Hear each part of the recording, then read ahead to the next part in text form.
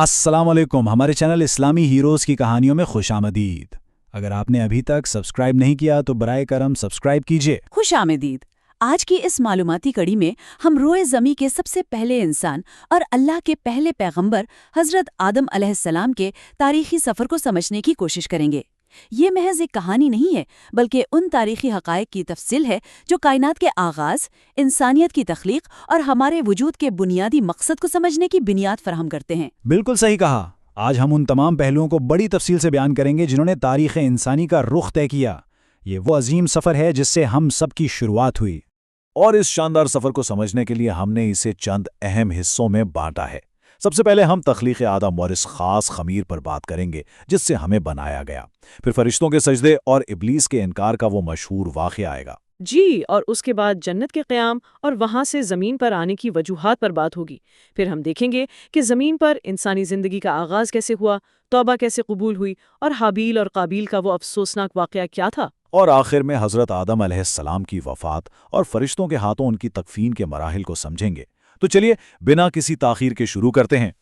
हमारी गुफ्तगू का पहला हिस्सा तख्लीक़ आदम और इस ख़मीर के बारे में है। ये वो वक्त था जब कायनात में अल्लाह ताला ने इंसान को ज़मीन का खलीफा बनाने का इरादा फरमाया। होस्ट 1 की शुरुआत इंतहाई गैर मामूली थी। रिवायात बताती हैं कि फ़रिश्तों को ज़मीन से मिट्टी लाने का हुक्म मिला। सबसे पहले हज़रत जिब्राइल अलैहिस्सलाम को भेजा गया, लेकिन ज़मीन ने अल्लाह की पनाह मांगी कि मुझसे कुछ न लिया जाए, तो वो वापस आ गए। फिर हज़रत मिकाईल अलैहिस्सलाम के साथ भी बिल्कुल यही सूरत हाल पेश आई, और फिर बिलाखिर मौत के फरिश्ते हज़रत इज़राइल अलैहिस्सलाम को इस काम के लिए भेजा गया। उन्होंने ज़मीन के उज़्र के बावजूद अल्लाह के हुक्म की तामील की और मुख्तलिफ मकामात से मिट्टी इकट्ठी की। ज़रा इस पर गौर करें कि इस एक मुट्ठी मिट्टी में रूए ज़मीन की मुख्तलिफ मिट्टियाँ शामिल थीं। कुछ मिट्टी नरम थी, कुछ सख्त, कुछ सुर्ख, कुछ स्याह और कुछ बिल्कुल सफ़ेद थीं। सुभान अल्लाह। और यही वो नुक्ता है जो आज की इंसानियत की इतनी खूबसूरती से अक्कासी करता है। हम इंसानों के मिजाज इसीलिए तो मुख्तलिफ हैं क्योंकि हमारी बुनियाद उस मुख्तलिफ खमीर पर रखी गई है। कोई इंसान नरम मिजाज और मिलनसार होता है तो कोई कदरे सख्त जान और गुस्से वाला। हमारे रंग मुख्तलिफ हैं, कोई सुर्ख व सफ़ेद है तो कोई स्याह या गंदमी रंगत का। ये इंसानी तनव्वुअ हमारी इसी मुश्तरका बुनियाद को बड़ी खूबसूरती से बयान करता है। बिल्कुल। अब ज़रा इस इब्तदाई तख्लीक की जिस्मानी साख्त पर भी बात कर लेते हैं। अहादीस में एक बहुत ही हैरत अंगेज़ हकीकत मिलती है। जन्नत में तख्लीक के वक्त हज़रत आदम अलैहिस्सलाम का कद 60 हाथ यानी 60 ज़रा लंबा था। ज़रा तसव्वुर करें, ये पैमाइश ज़ाहिर करती है कि अल्लाह ताला ने हज़रत आदम अलैहिस्सलाम को कितनी शानदार और हर लिहाज से मुकम्मल जिस्मानी साख्त पर पैदा फरमाया। ये कमाल दर्जे की जिसामत इब्तदाई तख्लीक की बेपनाह अज़मत की दलील है। बारी ताला ने पहले इंसान को अपने दस्ते कुदरत से एक बेहद अज़ीमुशान शक्ल में तख्लीक किया। तख्लीक के इन मराहिल के बाद अब हम दूसरे हिस्से की तरफ बढ़ते हैं। ये वो दौर था जिसने कायनात की तारीख बदल कर रख दी। फरिश्तों का सजदा और इब्लीस का इनकार। यहाँ अल्लाह ताला ने फरिश्तों पर इंसान की फजीलत साबित करने के लिए इल्म को बुनियाद बनाया। अल्लाह ने हज़रत आदम अलैहिस्सलाम को तमाम चीज़ों के नाम सिखा दिए। जब फरिश्तों से पूछा गया तो उन्होंने अपनी लाइल्मी का इतराफ़ कर लिया, लेकिन आदम अलैहिस्सलाम ने अल्लाह के अता करदा काबिलियत से सब कुछ बता दिया। यूँ साबित हो गया कि इंसान खिलाफत का असल हकदार है। लेकिन यहाँ एक बहुत ही गहरा तकाबली पहलू सामने आता है, यानी हज़रत आदम अलैहिस्सलाम और इब्लीस के दरमियान का फ़र्क। बिल्कुल। देखिए, आदम अलैहिस्सलाम की तख्लीक मिट्टी से हुई और मिट्टी की बुनियादी सिफ्त क्या है? आजिज़ी। मिट्टी कदमों तले बिछती है, नरम होती है और इसी में से ज़िंदगी फूटती है। दूसरी तरफ इब्लीस, जिसका उस वक्त नाम अज़ाज़ील था और वो बहुत बड़ा इबादत गुजार माना जाता था, उसकी तख्लीक आग से हुई थी। और आग की सिफ्त हर चीज़ को जलाकर राख करना और हमेशा खुद को ऊपर की तरफ, बुलंदी की तरफ रखना है। आग में भड़काऊ और सरकशी है। इसीलिए जब अल्लाह ताला ने फरिश्तों और इब्लीस को आदम अलैहिस्सलाम के सामने सजदा करने का हुक्म दिया तो फरिश्तों ने तो अपनी नूरानियत के बावजूद फ़ौरन सजदा कर लिया, लेकिन इब्लीस ने तकब्बुर का रास्ता चुना। होस्ट 2, उसने इंतहाई गुरूर से अल्लाह ताला के सामने एक जुमला कहा। उसने कहा, मैं इससे बेहतर हूँ, तूने मुझे आग से पैदा किया है और इसको मिट्टी से। यानी उसने खालिक के सरी हुक्म पर अपनी नाकिस मंतिक को फोकियत दी। उसे लगा कि आग का मकाम मिट्टी से बुलंद है। होस्ट 1, ये वाकया पूरी इंसानियत के लिए एक ज़बरदस्त तंबीह है। तकब्बुर और गुरूर एक ऐसा मोहलिक मर्ज है जिसने इतने बड़े इबादत गुजार को हमेशा के लिए मरदूद और शैतान बना दिया। अल्लाह ताला ने उसे इस नाफरमानी पर जन्नत से धुतकार दिया, जिसके बाद उसने क़यामत तक इंसानों को गुमराह करने की कसम खाई। इब्लीस के इस खुले ऐलान जंग के बाद हालात एक नया रुख लेते हैं। ہمارے تیسرے حصے میں ہم جنت کے قیام اور وہاں سے زمین کی طرف اترنے کے واقعات کا جائزہ لیں گے۔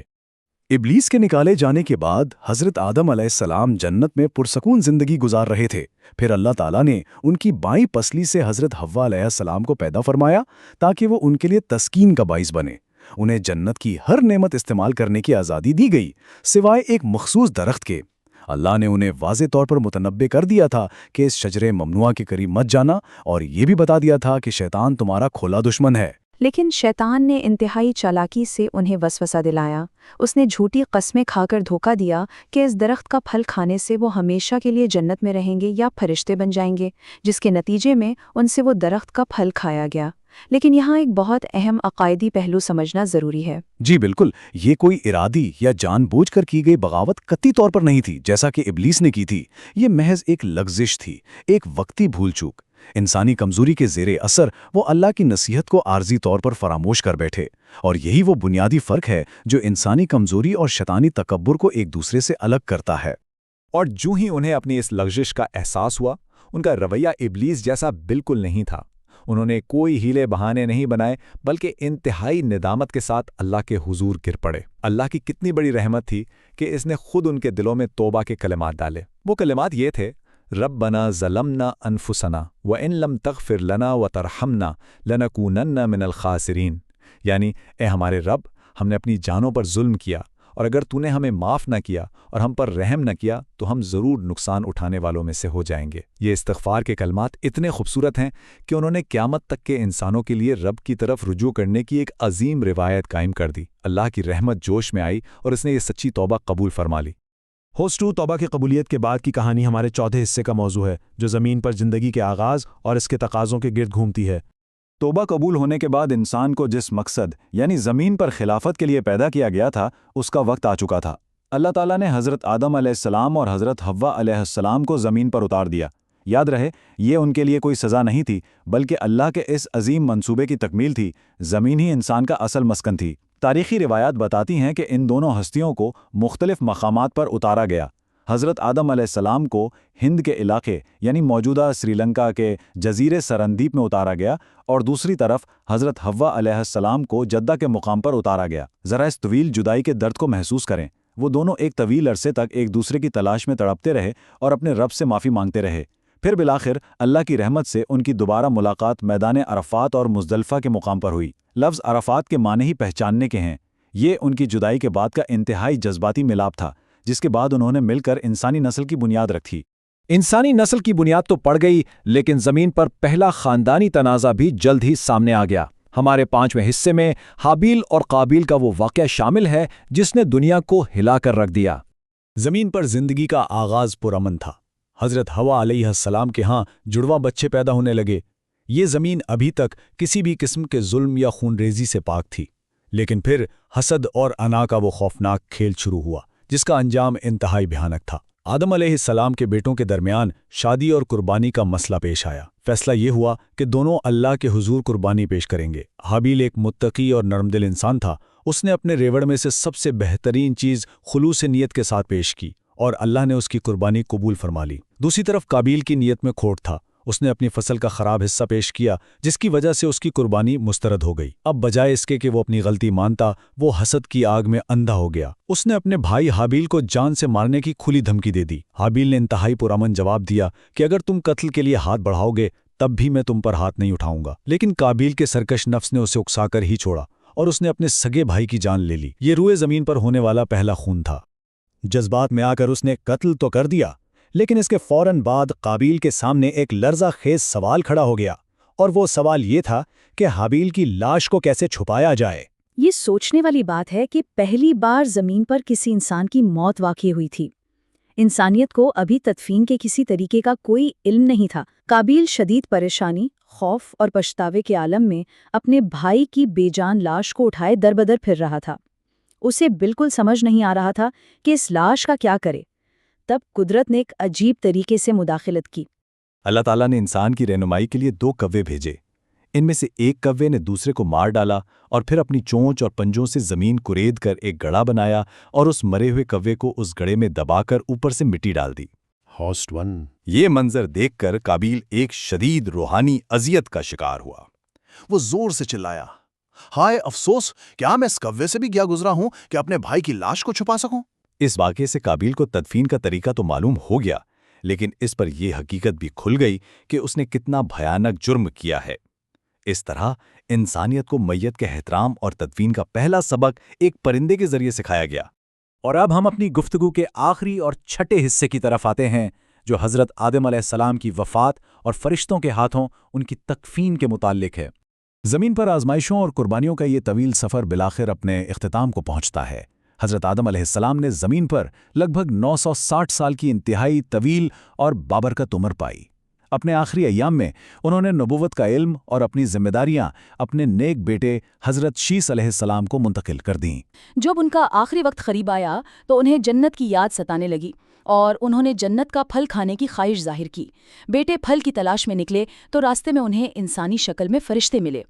ان فرشتوں کے پاس جنت سے لایا گیا کفن اور خوشبو تھی۔ انہوں نے بیٹوں سے کہا کہ اب تمہارے والد کی وفات کا وقت آ پہنچا ہے، ہمارے ساتھ چلو۔ جمعہ کا بابرکت دن تھا جب حضرت اسرائیل علیہ السلام نے حضرت آدم علیہ السلام کی روح قبض کی۔ فرشتوں نے خود باقاعدہ تدفین کے مراحل انجام دیے۔ انہوں نے غسل دیا، انہیں جنت سے لایا گیا کفن پہنایا اور جنتی خوشبو لگائی۔ پھر انہوں نے قبر کھودی، باجماعت نماز جنازہ ادا کی اور وقار کے ساتھ ان کے جسم خاکی کو قبر میں اتار کر مٹی ڈال دی۔ اس عمل کے بعد فرشتوں نے آدم علیہ السلام کی اولاد سے مخاطب ہو کر ایک تاریخی جملہ کہا، اے آدم کے بیٹو، اپنے مردوں کو دفنانے کا یہی طریقہ ہے اور اب قیامت تک تمہاری یہی سنت رہے گی۔ یہ اس عظیم زندگی کا ایک انتہائی پروقار اختتام تھا۔ انسانی تاریخ کے اس عظیم ترین سفر کو تفصیل سے سمجھنے کے بعد آخر میں ایک انتہائی فکر انگیز سوال پیدا ہوتا ہے۔ ہم سب انسان ہیں اور اپنی بشری کمزوریوں کے باعث ہم سے غلطیاں اور کوتاہیاں ضرور ہوتی ہیں، لیکن اہم بات یہ ہے کہ کسی بھی غلطی کے بعد ہمارا رویہ کیا ہوتا ہے۔ بالکل، سوچنے کا مقام یہ ہے کہ کیا ہم حضرت آدم علیہ السلام کی سنت پر عمل کرتے ہوئے عاجزی اختیار کریں گے اور ندامت کے ساتھ توبہ کا راستہ چنیں گے، یا پھر ابلیس کی طرح تکبر، ضد اور اپنی غلطیوں کو سچ ثابت کرنے کے لیے تعویلیں تراشنے کی تباہ کن راہ پر چلیں گے۔ یہ فیصلہ ہم سب کو خود کرنا ہے۔ ہمیں امید ہے کہ آج کی اس تفصیلی گفتگو سے ہمارے علم اور سوچ میں گراں قدر اضافہ ہوا ہوگا۔ اگلی بار ایک نئے اور دلچسپ تاریخی موضوع کے ساتھ پھر حاضر ہوں گے، تب تک کے لیے اللہ حافظ۔